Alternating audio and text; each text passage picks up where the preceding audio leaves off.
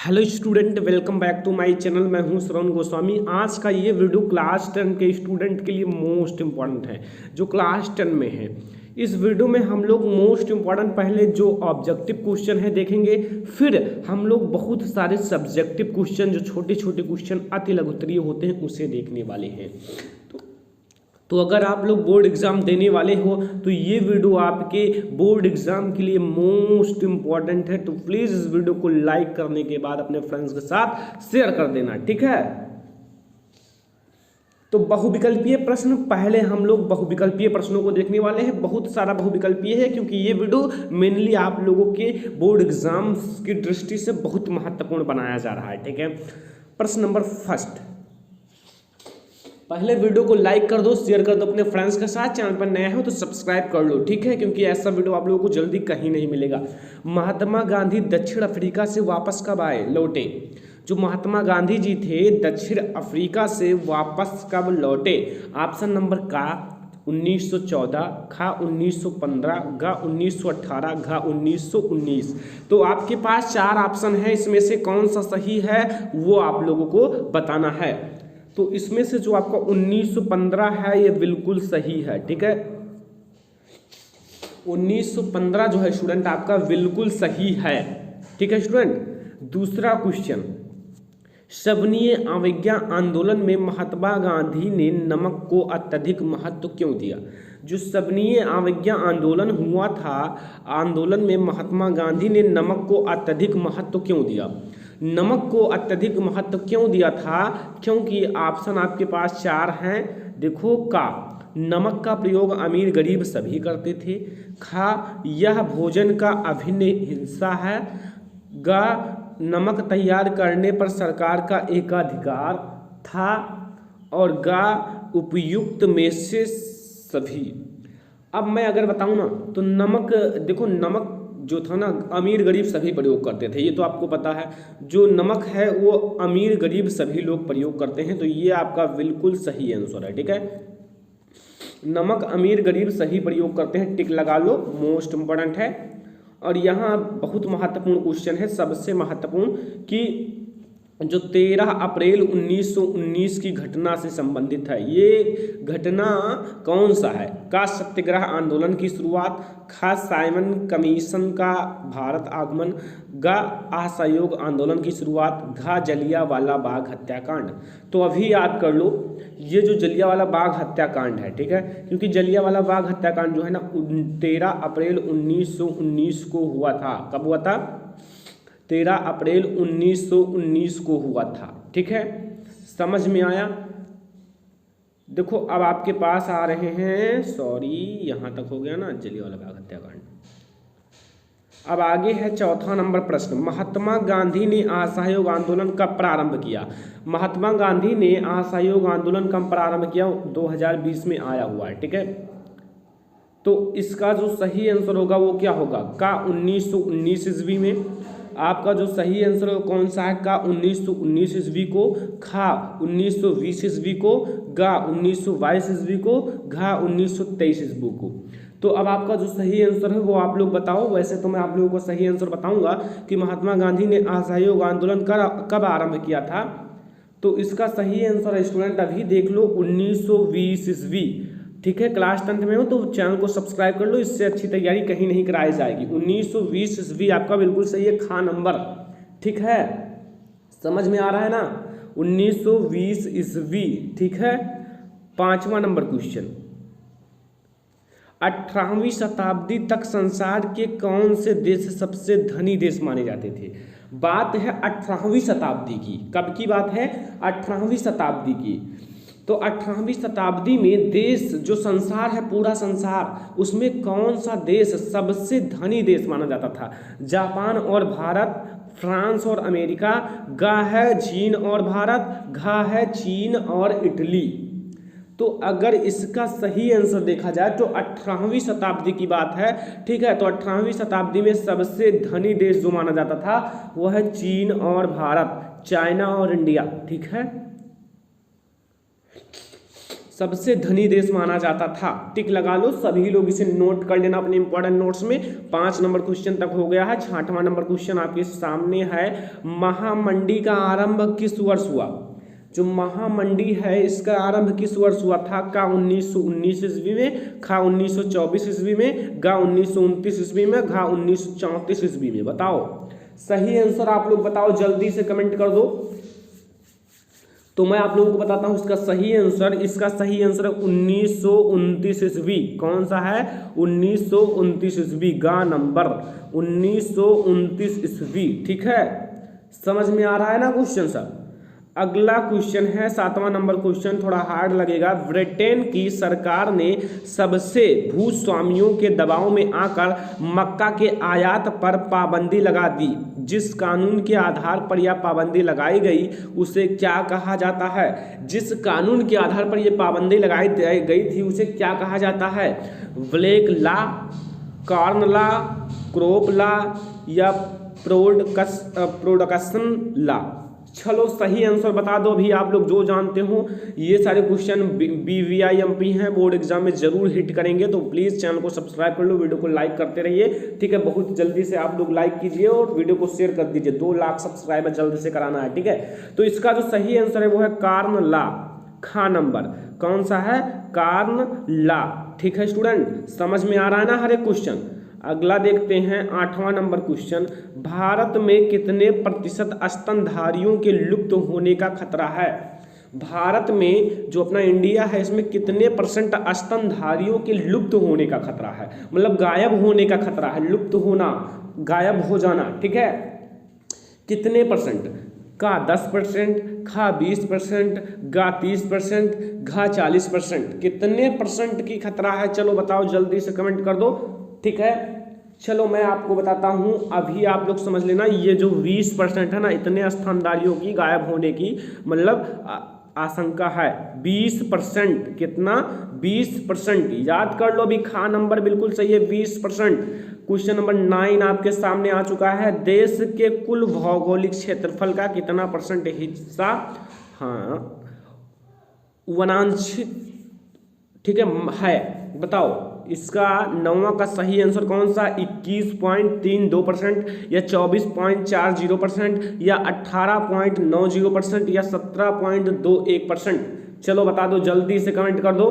ठीक है, चलो मैं आप लोगों को बताता हूं इसका जो सही आंसर 24.40%। कितना है? 24.40%। याद कर लेना सभी लोग। 9वां नंबर का कुछ सही है जो ना 24.49%। अगला है प्रश्न नंबर 10। संकटग्रस्त प्रजातियों की सूची निम्न में से कौन सी संस्था तैयार करती है? का IUCN या खा UTO, WTO या UN या FAO? चलो सही आंसर कमेंट कर दो। आप लोगों के लिए मोस्ट इंपॉर्टेंट है, बोर्ड एग्जाम में सब हिट करेंगे। ठीक है, तो इसका सही आंसर है IUCN। सही आंसर आपका है IUCN। ठीक है, कमेंट करते रहिए सभी लोग जल्दी जल्दी, और वीडियो को ज़्यादा से ज़्यादा शेयर कर दो। ठीक है, जल्दी से वीडियो को शेयर कर दो, और चैनल पर नए हो तो सब्सक्राइब करते रहिए। प्रश्न नंबर 11। चिपको आंदोलन संबंधित है। जो चिपको आंदोलन है वो किससे संबंधित है? का मृदा संरक्षण से, खा वन संरक्षण से, गा जल संरक्षण से या घा वायु संरक्षण से? तो चिपको आंदोलन जो है ना, मतलब पेड़ों से लोग चिपक जाते थे कि पेड़ों को ना काटो, तो पेड़ों से चिपक जाते थे, यानी कि वन संरक्षण होगा। ठीक है, खा नंबर बिल्कुल सही है, वन संरक्षण। नोट करते रहिए हर एक क्वेश्चन को। 12 नंबर क्वेश्चन है। भारत विश्व वृष्टि जो मात्रा का कितना प्रतिशत प्राप्त करता है? 4%, 6%, 8%, 10%? कितना परसेंट प्राप्त करता है? सही आंसर आप लोग कमेंट कर दो जल्दी से, फिर मैं आगे बढ़ता हूं। इसका सही आंसर है 4% प्राप्त करता है। कितना परसेंट का? 4% प्राप्त करता है। ठीक है ना। फिर अगला प्रश्न नंबर 13 है। विश्व में सर्वाधिक वर्षा किस स्थान पर होती है? चलो जल्दी से कमेंट कर दो। मसीनराम या चेन्नई या फिर व्लादिवोस्टॉक या फिर न्यूयॉर्क। चलो जल्दी से कमेंट कर दो इसका सही आंसर क्या है। मैं आपको बताता हूँ इसका सही आंसर मशीन राम है, याद कर लेना ये आप लोग, मशीन राम है, ठीक है। और विश्व में सर्वाधिक वर्षा किस स्थान में होती है, तो मशीन राम, ठीक है। याद, विश्व की बात की गई है, देश की नहीं, विश्व की बात की गई है। 14 नंबर क्वेश्चन है, भारत की पहली नदी घाटी परियोजना किस नदी पर बनाई गई। भारत की पहली नदी घाटी परियोजना किस नदी पर बनाई गई। खा दामोदर, खा नर्मदा, गा कोसी, घा चिनाब। चलो बताते हैं हम, इसका सही आंसर है दामोदर नदी।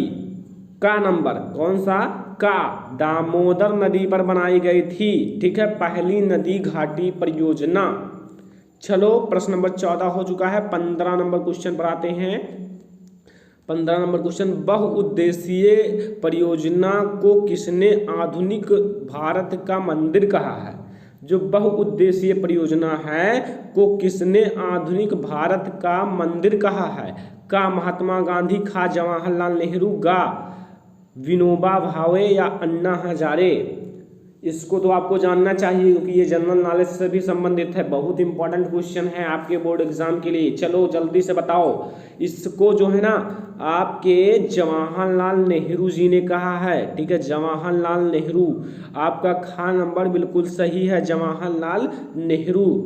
16 नंबर क्वेश्चन पे आते हैं। प्रश्न नंबर 16, टिहरी बांध परियोजना किस राज्य में स्थित है। कौन सी बांध, टिहरी बांध परियोजना किस राज्य में स्थित है। टिहरी बांध परियोजना, चलो जल्दी से बताओ। का पंजाब, खा गुजरात, गा उत्तराखंड, घा मध्य प्रदेश। तो आपका जो सही आंसर है वो उत्तराखंड में स्थित है। कहाँ स्थित है, उत्तराखंड में। प्रश्न नंबर 17, निम्नलिखित में से कौन सा उस कृषि प्रणाली को दर्शाता है जिसमें एक ही फसल लंबे चौड़े क्षेत्र में उगाई जाती है। एक ही फसल लंबे चौड़े क्षेत्र में उगाई जाती है। का स्थानांतरी कृषि, खा रोपण, गा बागवानी, घा गहन कृषि। तो इसका सही आंसर स्टूडेंट रोपण कृषि। जो रोपण कृषि है इसके लिए ज़्यादा क्षेत्र की आवश्यकता होती है, ठीक है। प्रश्न नंबर 18, इनमें से कौन सी रबी फसल है। इनमें से कौन सी रबी फसल है। का चना, खा मोटे अनाज, गा चना या काला चना, या फिर घा कपास। चलो जल्दी से बताओ इसका सही आंसर क्या होगा।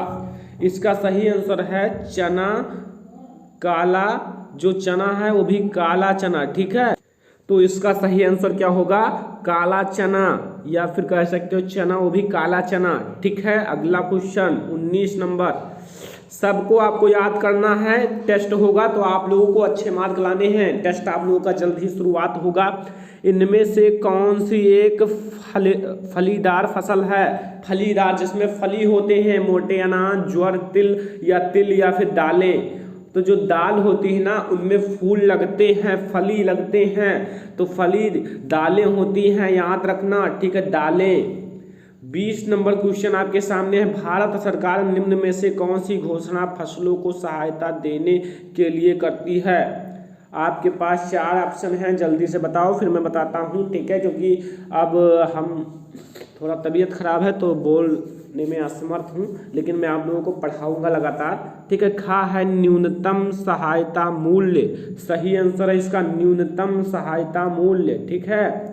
अगला देख लेते हैं 21 नंबर, ब्राजील में स्थानांतरित कृषि को क्या कहा जाता है। ब्राजील में स्थानांतरित कृषि को क्या कहा जाता है। 4 ऑप्शन हैं, देख लो फिर मैं बताता हूँ, ठीक है।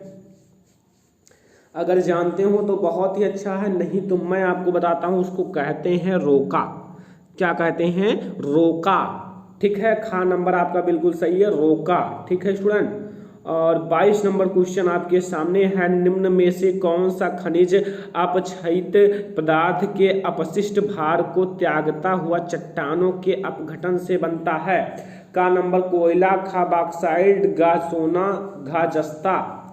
तो इसका सही आंसर क्या है, जल्दी से आप लोग बताओ फिर मैं बताता हूँ। इसका सही आंसर है बॉक्साइट, ठीक है, बॉक्साइट।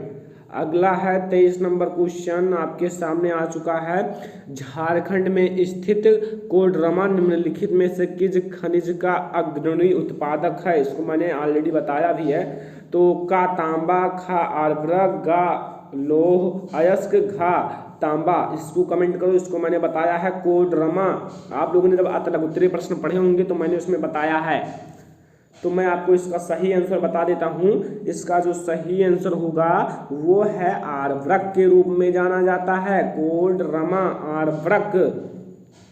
24 नंबर क्वेश्चन, निम्नलिखित चट्टानों में से किस चट्टान के स्तरों में खनिज का निक्षेपण और संचयन होता है? चलो आपके पास 4 ऑप्शन हैं, तलछटी चट्टाने या फिर आग्नेयी चट्टाने या फिर कायांतर चट्टाने या इनमें से कोई नहीं। तो आपका जो तलछटी चट्टाने है ना, ये बिल्कुल सही है। का नंबर आपका बिल्कुल सही है, तलछटी चट्टाने।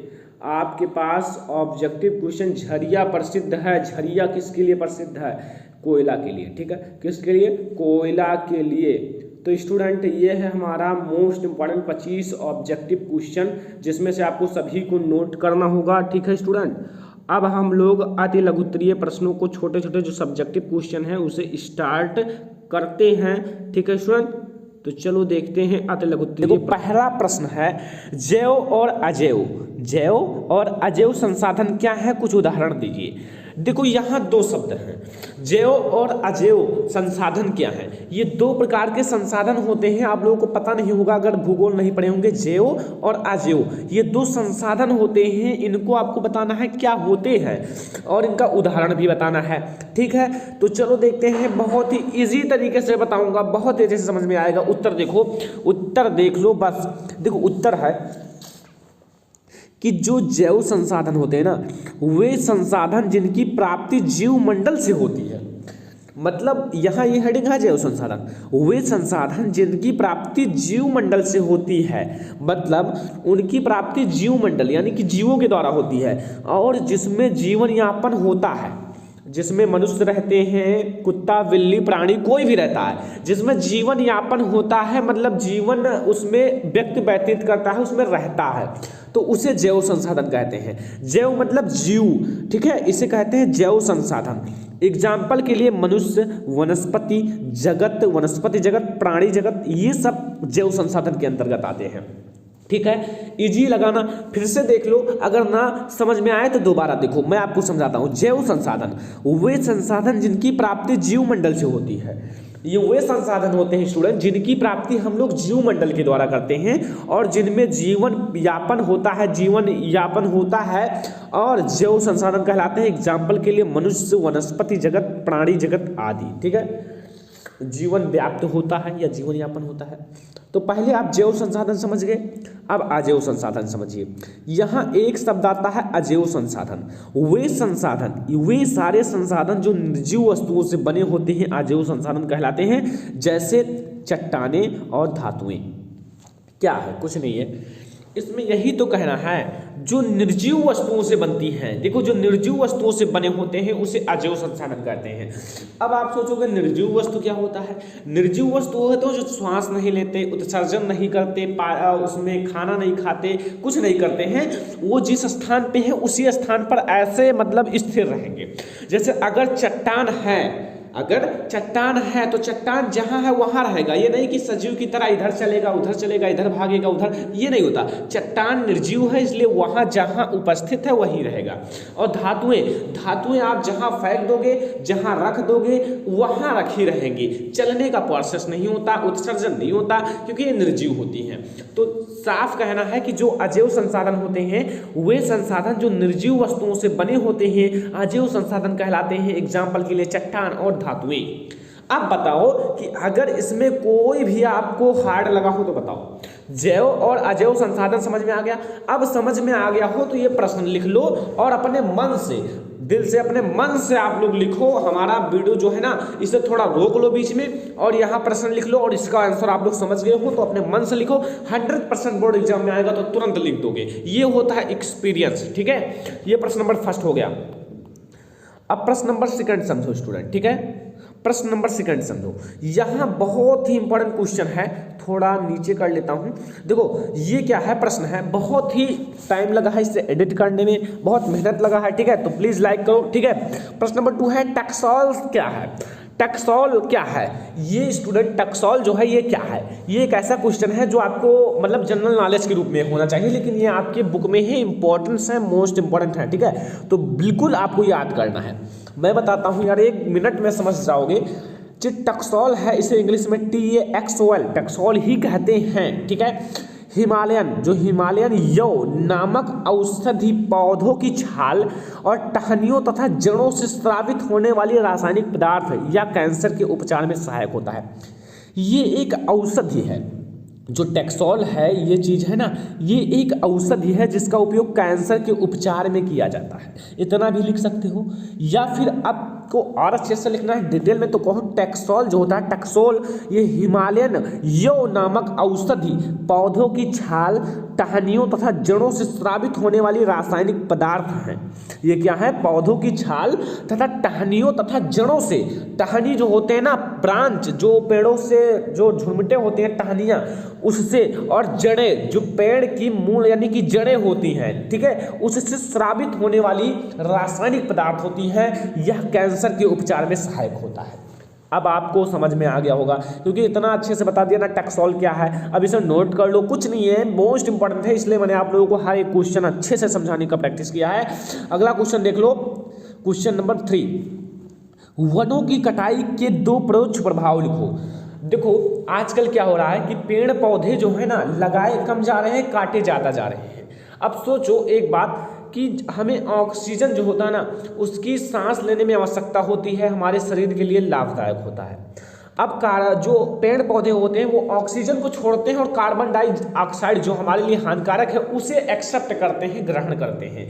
तो वन या पेड़ पौधों ऑक्सीजन को छोड़ते हैं और हमारे लिए उपयोगी भी है। तब अगर आप इसे काट के नष्ट कर दोगे तो ऑक्सीजन कौन छोड़ेगा, और जो हानिकारक है कार्बन डाइऑक्साइड उसे कौन एक्सेप्ट करेगा।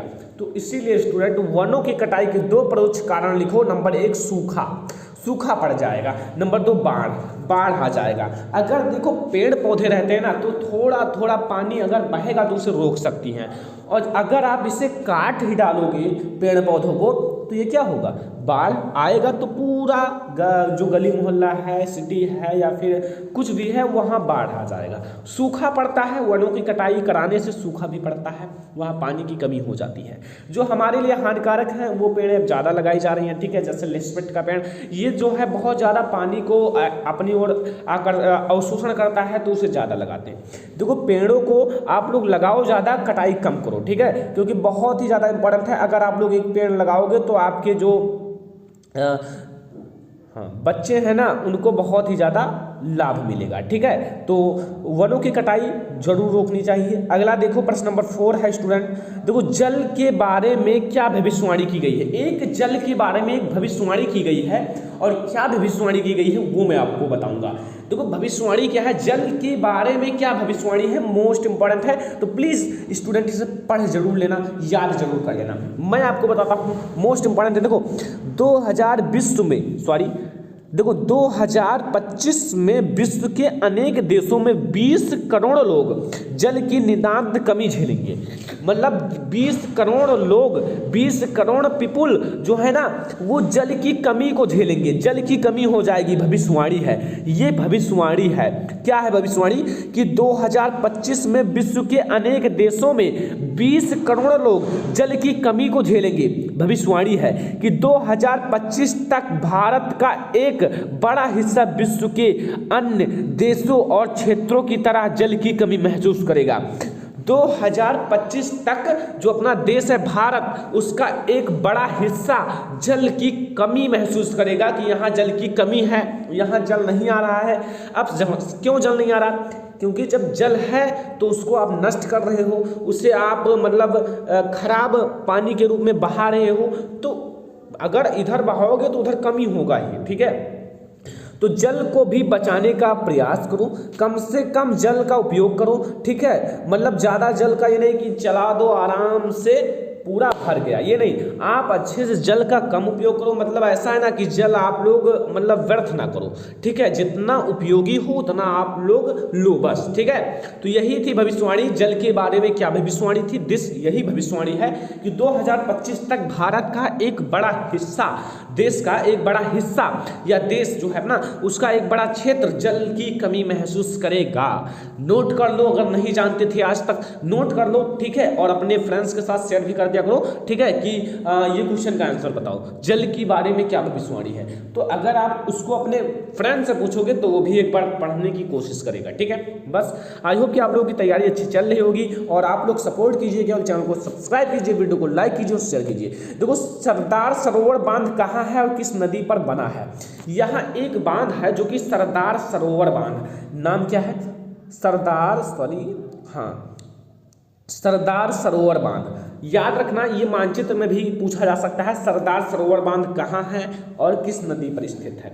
समझो, मैं बताता हूँ। सरदार सरोवर बांध गुजरात राज्य में नर्मदा नदी पर स्थित है। यहाँ आपको समझ में आया, जो सरदार सरोवर बांध है वो गुजरात में स्थित है और नर्मदा नदी पर बना है। अब आपसे एक क्वेश्चन और पूछा जा सकता है, क्या कि नर्मदा नदी किस राज्य में स्थित है। मानचित्र में बहुत बार पूछा गया क्वेश्चन है, तो कुछ नहीं है, गुजरात में स्थित है। कहाँ, गुजरात में स्थित है, ठीक है। समझ में आया, समझ में आ गया ना कि सरदार सरोवर बांध कहाँ है और किस नदी पर स्थित है। तो सरदार सरोवर बांध गुजरात राज्य में नर्मदा नदी पर स्थित है, ठीक है। चलो, आई होप कि 5 क्वेश्चन तक समझ में आ गया होगा। ये क्वेश्चन नंबर 6 है, ये 7 है, ठीक है, सॉरी 7 है, याद रखना, ठीक है। जो रोपण कृषि की 2 विशेषताएं लिखो। जो रोपण कृषि होती है उनकी 2 विशेषताएं लिखना है। रोपण कृषि, यहाँ नाम क्या है, रोपण कृषि। मोस्ट इंपॉर्टेंट है स्टूडेंट, मोस्ट इंपॉर्टेंट क्वेश्चन है, क्योंकि ऐसे क्वेश्चन आपसे पूछे जा सकते हैं 2 नंबर में, क्योंकि 2 विशेषता पूछा है तो एक विशेषता का एक नंबर देगा। चलो मैं बताता हूं, रोपण कृषि की 2 विशेषताएं निम्नलिखित है। नंबर 1, रोपण, जो रोपण कृषि होती है व्यापक क्षेत्र में की जाती है। जो रोपण कृषि होती है वो व्यापक क्षेत्र में की जाती है, जहाँ क्षेत्र की कमी ना हो, व्यापक क्षेत्र हो, वहाँ की जाती है। इस कृषि में अधिक पूंजी और श्रमिकों की आवश्यकता होती है। और जो रोपण कृषि होती है ना, इसमें अधिक पूंजी की आवश्यकता होती है और अधिक श्रमिकों की आवश्यकता होती है। श्रमिक जैसे जो काम करने वाले होते हैं, कहीं कहीं ऐसा होता है कि 2 श्रमिकों काम चल जाएगा, 3 श्रमिकों काम चल जाएगा, लेकिन इस कृषि में पूंजी की अधिक आवश्यकता होती है और श्रमिकों को भी, श्रमिक जो होते हैं काम करने उनकी भी अधिक आवश्यकता होती है। बस इतना सा है कि रोपण कृषि व्यापक क्षेत्रों में की जाती है और दूसरा है इस कृषि में अधिक पूंजी और श्रमिकों की आवश्यकता होती है। बस आई होप कि आपको समझ में आ रहा होगा। प्रश्न नंबर 6 के बाद 7 है, सॉरी, वेरी वेरी सॉरी। देखो 7 नंबर क्वेश्चन है, ठीक है। ये कौन सा नंबर है, 7 नंबर। देखो, जीविका निर्वाह कृषि की 2 विशेषताएं लिखो। तो जीविका निर्वाह कृषि की 2 विशेषताएं निम्नलिखित है। निम्नलिखित है कौन कौन सी, ये मैं आपको बताऊंगा। ये भी मोस्ट इंपॉर्टेंट है 2 नंबर के लिए, तो समझ लो। 7वां नंबर क्वेश्चन है, ये भी मोस्ट इंपॉर्टेंट है, ठीक है। पहला, जो निर्वाह कृषि होती है भूमि के छोटे टुकड़े में पौराणिक ढंग से की जा सकती है।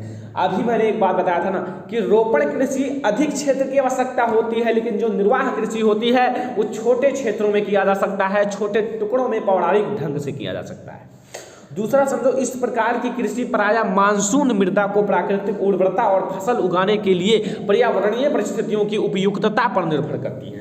नोट कर लो कि इस प्रकार की कृषि प्रायः मानसून मृदा को प्राकृतिक उर्वरता और फसल उगाने के लिए पर्यावरणीय परिस्थितियों की उपयुक्तता, ठीक है, पर निर्भर करती है, ठीक है, सही है। तो यहाँ 2 आपको विशेषता लिख देना है। बहुत ही ईजी है, अगर आप लोग समझे होंगे तो कुछ नहीं है, लेकिन अगर आप लोग समझ नहीं रहे होंगे तो बहुत हार्ड लग रहा होगा। समझो ध्यान से, ठीक है, फिर तो आप लिख ही दोगे। ये सामाजिक विज्ञान है स्टूडेंट, ठीक है।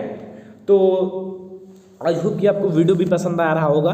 देखो 7 नंबर क्वेश्चन तक हो गया है, 8 नंबर क्वेश्चन देखेंगे, लेकिन वीडियो पसंद आया रहा तो लाइक कर दो, ठीक है। चैनल पर नया हो सब्सक्राइब कर लो, ठीक है। गहन कृषि की 2 विशेषताएं, जो गहन कृषि होती हैं उनकी 2 विशेषताएं लिखनी हैं। गहन कृषि की 2 विशेषताएं लिखनी हैं, मोस्ट इंपॉर्टेंट है। अब इसकी मोस्ट इंपॉर्टेंट क्वेश्चन है स्टूडेंट, तो इसलिए प्लीज इसे नोट कर लेना अपने मोस्ट इंपॉर्टेंट नोट्स में, किंतु आप लोग बाद में पछताओगे, कहोगे सर ने कहा था कि इम्पोर्टेंट है लेकिन हमने नोट नहीं किया, याद नहीं है, बोर्ड एग्जाम में आ गया, तो क्या करोगे। तो प्लीज स्टूडेंट नोट कर लेना, भूगोल का ये मोस्ट इम्पोर्टेंट क्वेश्चन है और मैं आप लोग को बताता हूँ इसका उत्तर।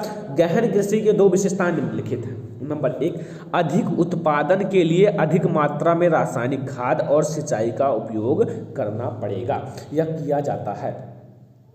गहन कृषि, गहन कृषि का अर्थ है कि घनिष्ठ कृषि, यानी कि घनिष्ठ सब कुछ लगे हों, अच्छे से फसल हो, तो इसे कहते हैं कि अधिक उत्पादन के लिए अधिक मात्रा में रासायनिक खाद और सिंचाई का प्रयोग किया जाता है। अगर आपको अधिक मात्रा में अच्छे से उत्पादन करना है अनाज का, तो आपको अधिक मात्रा में रासायनिक खाद और सिंचाई का प्रयोग किया जाएगा या किया जाता है। इसे कहते हैं गहन कृषि की नंबर 1 विशेषता। दूसरा समझ लो, भूमि का आकार छोटा होने के कारण भूमि कई फसलें उगाई जा सकती हैं। भूमि का आकार छोटा होने के कारण भूमि पर कई प्रकार की फसलें कई फसलें उगाई जा सकती हैं। कहीं यहाँ कोई दूसरी फसल की बुआई की जाती है, कहीं यहाँ अलग। तो वही कहा है ना कि भूमि का आकार छोटा होने के कारण भूमि पर कई फसलें उगाई जा सकती हैं। ठीक है, प्रश्न नंबर 8 तक हो चुका है। ठीक है, प्रश्न नंबर 8 तक अभी तक आप लोगों ने नोट नहीं किया हो तो नोट कर लो स्टूडेंट। ठीक है, फिर हम लोग आगे बढ़ते हैं, लेकिन प्रश्न नंबर 8 तक अगर समझ में आ गया हो तो बहुत ही अच्छा है, क्योंकि ये सब आपके बोर्ड एग्जाम में हिट करने वाले हैं। तो लाइक कर दीजिए, चैनल पर नया हो सब्सक्राइब कर लो। ठीक है, बार बार आप लोगों से मैं रिक्वेस्ट करता हूँ। ठीक है, यहाँ आपका प्रश्न नंबर 8 तक हो गया। 9 पर आते हैं। एक मोस्ट इम्पोर्टेंट छोटा सा क्वेश्चन है कि कोडरमा किस राज्य में स्थित है या किस खनिज से संबंधित है। कोडरमा किस राज्य या किस स्टेट में स्थित है या किस खनिज से संबंधित है। इसका मैं उत्तर पहले नहीं बताऊंगा। अगर जो स्टूडेंट इस क्वेश्चन का आंसर जानते हो पहले कमेंट कर दो। ठीक है, कि यह किस राज्य में स्थित है और किस खनिज के लिए जाना जाता है। और जो ना जानते हो उसे तो मैं अभी बताऊंगा, लेकिन इसको देखने से पहले आप लोग कमेंट कर दो जो स्टूडेंट जानते हो इस क्वेश्चन का आंसर। क्योंकि अगर आप जो स्टूडेंट जानता होगा वो बहुत ही अच्छे से तैयारी किया है सामाजिक विज्ञान क्लास 10th का, और जो नहीं जानता होगा हाँ वो भी तैयारी किया होगा। हो सकता है उनकी नज़र में ये क्वेश्चन ना आया हो, ये नहीं कहा जा सकता, लेकिन जानते हो तो कमेंट कर दो, फिर मैं आपको बताऊंगा ही बताऊंगा। ठीक है, चलो, बहुत सारे स्टूडेंट जानते थे, कमेंट किए। अब मैं आप लोगों को बताता हूँ। जो कोडरमा है ना, वो झारखंड राज्य में स्थित है। ये झारखंड राज्य में स्थित है या अरवृक्ष से संबंधित है। किससे संबंधित है? अरवृक्ष से संबंधित है। तो अब आपको क्या कहना है कि ये कोडरमा जो है ना वो झारखंड राज्य में स्थित है और यह अरवृक्ष से संबंधित है। किससे संबंधित है? अरवृक्ष से। समझ में आ गया ना? अब भैया आप लोगों को समझ में आ रहा होगा। देखो यहाँ प्रश्न नंबर 10 है, भारत के प्रमुख संयंत्रों के नाम बताइए। भाई देखो बहुत ईजी है, थोड़ा आपको नाम याद रखना पड़ेगा। भारत के प्रमुख संयंत्रों के नाम बताइए। उत्तर है भारत के प्रमुख परमाणु संयंत्र में, ठीक है, ककारापारा, ठीक है, गुजरात में, तारापुर जैविक पदार्थ महाराष्ट्र, रावटभाटा जो है ना वो राजस्थान, नसौड़ा, ठीक है, नसौड़ा वो उत्तर प्रदेश, कैगा कर्नाटक, समस्था मिट्ट यानी कि कलपक्कम, ठीक है, कलपक्कम या तमिलनाडु प्रमुख हैं।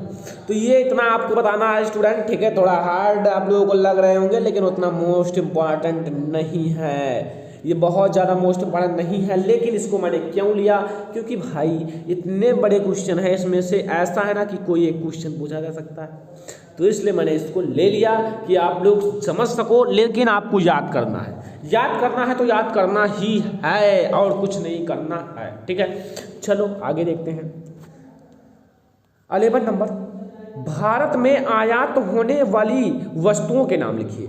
जो भारत में आयात मतलब आयात होने वाली वस्तुओं का नाम लिखिए। ठीक है, तो क्या क्या भारत में आयात होने वाली वस्तुओं में पेट्रोलियम तथा पेट्रोलियम उत्पादक, मोती व बहुमूल्य रत्न, अकार्बनिक रसायन या कोयला या मशीनरी, उर्वरक या वनस्पति तेल, छपाई आदि प्रमुख हैं।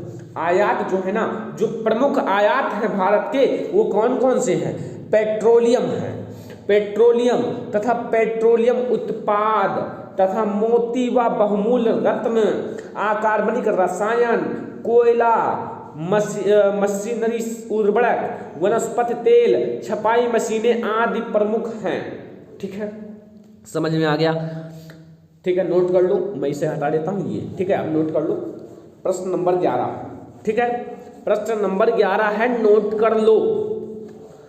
ये देखो प्रश्न नंबर 12 आपके सामने आ चुका है। भारत द्वारा निर्यात होने वाली वस्तुओं के नाम लिखो। जो निर्यात होने, अभी मैंने आज बताया, अभी से निर्यात होने वाली वस्तुओं का नाम लिखना है। भारत द्वारा निर्यात होने वाली वस्तुओं के नाम: जूट के सामान, चाय, मैग्नीज, लोहा, तंबाकू, रत्न व जवाहरात, रसायन या संबंधित उत्पाद, सॉफ्टवेयर आदि प्रमुख हैं। ठीक है, ये सब निर्यात होने वाली हैं कि ये सब निर्यात होती हैं भारत से। ठीक है, समझ में आया? तो ये थे स्टूडेंट टॉप 12 इंपॉर्टेंट क्वेश्चन। अब मेरी एक छोटी सी रिक्वेस्ट है जो आपको पूरा करना है। अगर आप लोग पूरा करोगे तो मेरा मेहनत सफल हो जाएगा। चैनल को सब्सक्राइब कर लो, इसको जल्दी से 200 के यानी कि 2 लाख करा दो, क्योंकि अभी 1,57,000 स्टूडेंट हैं। तो इससे आप लोग जल्दी से 2 लाख करा दो। तो प्लीज़ चैनल को सब्सक्राइब कर लो, वीडियो को एक लाइक कर दो दिल से। चैनल पर नए आए हूँ तो चैनल को सब्सक्राइब कर लो, वीडियो को लाइक कर दो, अपने फ्रेंड्स के साथ इसे शेयर भी कर दो। शेयर करोगे तो मेरा मोटिवेशन बढ़ेगा और मैं आप लोगों को और अच्छे अच्छे वीडियोस प्रोवाइड करूँगा। तो स्टूडेंट फिलहाल इस वीडियो में इतना ही, तब तक के लिए धन्यवाद।